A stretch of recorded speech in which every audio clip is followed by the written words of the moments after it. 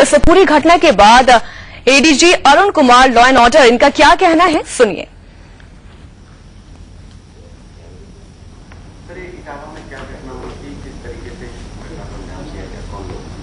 इटावा में जो थाना एकदिल की घटना है उसमें ये है कि वो लड़का लड़की जो है वो शादी करना चाहते थे और उसके बाद जो है वो गांव के लोगों ने भी कहा कि आप उनकी शादी करा दीजिए। फिर एक पंचायत हुई, पंचायत में जो है वो लोगों ने कहा कि भाई अब ये दोनों लड़के यदि शादी करना चाहते हैं तो आप शादी करा दीजिए।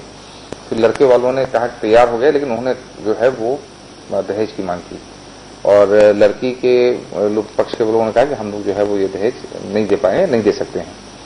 उसके बाद पंचायत ने कहा कि भाई कम से कम तुमको जो है मतलब कुछ तो खर्चा करना पड़ेगा, मतलब बारात का या इन सारे लोगों का। तो उस पे जो है इन्होंने जब असमर्थता जाहिर की तो वो पंचायत जो है वो सफल नहीं हो पाई, पंचायत खत्म हो गई। फिर वो जो विक्टिम लड़की है वो लड़की जो है वो लड़के वालों के घर पे गई, उनके जो औरतें हैं उन औरतों से जो है वो मिली और ये उसने कहा कि अब मैं कहीं दूसरे से शादी नहीं कर सकती हूँ और मुझे यहीं पे शादी करवा दीजिए। औरतों ने भी यही कहा कि बिना दहेज के जो है वो शादी नहीं हो सकती है। उस पे जो है वो लड़की ने वहां पे अभी तक मुझे ये बताया गया कि उस पे उस लड़की ने आग लगा लिया। उसके बाद उसको अस्पताल भेजा गया। फिर लड़की वाले आए, लड़कों वालों के घरों में आग लगा दी उन्होंने। फिर उस आग को जो है वो नियंत्रित किया गया। फिर जब लड़के वाले थाने गए क्योंकि उनके घरों में आग लगाई थी, तो जब लड़के वाले थाने गए तो फिर लड़की वाले भी थाने आए और उन्होंने जो है वो 7 लोगों के खिलाफ जो है वो मुकदमा लिखवाया जिसमें बलात्कार की बात कही है। उसमें लड़का का फादर भी है, फूफा है, वो है, कुछ लेडीज के भी नाम जो है उसमें उन्होंने डाला है। तो अब जो सही भी जो भी विवेचना जो है वो उसमें की जा रही है और लड़की जो है वो गंभीर रूप से घायल है जिसका इलाज चल रहा है। अगर शॉर्ट में देखा जाए तो ये कहा जाए कि दोनों लोग शादी करना चाहते थे और दहेज की मांग को लेकर के इतना बड़ा शादी करना चाहते थे। ग्राम पंचायत इन्वॉल्व हुई, पंचायत बैठी, पंचायत ने कहा कि शादी करवा दो, लड़के वाले तैयार होकर शादी करवा देंगे, लेकिन उन्होंने कहा कि जो है वो इसमें जो है वो पैसे मांगे उन्होंने। जब उसने कहा कि हमारे पास नहीं है तो इन्होंने कहा कि कम से कम बारात का खर्चा करीब 5 लाख रुपया आएगा, उतना देना पड़ेगा। उन्होंने कहा कि इतना हम नहीं कर सकते हैं। तो पंचायत जो है वो टूट गई। उसके बाद लड़की जो है वो लड़के वालों के घर पे औरतों से मिलने गई कि अपन दूसरे का शादी नहीं कर सकते हैं।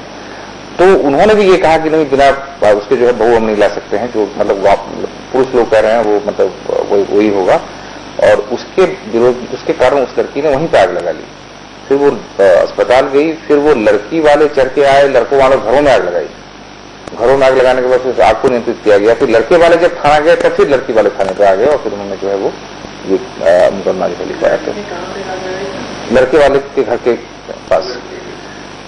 जो ये आरोप लग रहा है गैंगरेप का, तो सब मेडिकल होगा कुछ वो तो खैर बन ही रहा है, लेकिन गैंगरेप में जिन लोगों के नाम लिखाए हैं उसमें लड़के का फादर है, लड़के का फूफा है और उसके अलावा कुछ लेडीज के नाम है। तो मतलब गैंगरेप कहाँ से बनता है, ये कैसे गैंगरेप हो गया? ये पूरा घटनाक्रम अलग है और मतलब आरोप अलग लगाया जा रहा है। और वही है कि मतलब वही है ना, जैसे उन्होंने कहा, अभी बात हो रही थी कि बहुत सारे ऐसे धाराओं को अट्रैक्ट करने के लिए कि गैंगरेप में बहुत सारा सजा है, बहुत सारा वो बढ़ गया है, तो उन सब चीजों को जो है वो डाल दिया जाता है। लेकिन अभी तक की विवेचना से नहीं आया है। विवेचना में जैसा भी होगा हम लोग सही कार्रवाई करेंगे। सर क्या लग रहा है कि प्रतापगढ़ में लड़की की जबान काट दी गई, लखनऊ में एक मासूम बच्ची के साथ हत्या कर दी गई, तो लगा और 2 दिन पहले ही पिछले हफ्ते से भी डायरेक्शन गए थे, आप लोग भी डायरेक्शन देते हैं कि जब बेटा खास करके महिलाओं का, तो क्या लग रहा है कि एकदम से बढ़ोतरी हुई है या कुछ और वजह? देखिए ऐसा है कि उत्तर प्रदेश बहुत बड़ा प्रदेश है, तो ओवरऑल आप देखेंगे तो बढ़ोतरी तो नहीं कहते, हम तो ये कह सकते हैं कि घटनाएं रिपोर्ट होने लगी हैं। घटनाओं के बारे में जो है वो लोग बता रहे हैं और पहले भी हम लोगों ने जो है वो इस संबंध में सारे पुलिस कर्मियों को संदेशित किया था, इसमें कि जो नए कानून आए हैं उनके बारे में बताया था और ये भी कहा था कि हमको किसी भी ढंग से यदि कोई घटना छुपाना नहीं है। और क्योंकि इस एक्ट में क्लियर कट है कि यदि कोई SHO या कोई पुलिसकर्मी FIR लिखने से मना करता है तो उसके खिलाफ जो है कार्रवाई हो सकती है, जो हम लोगों ने किया भी बिजनौर में।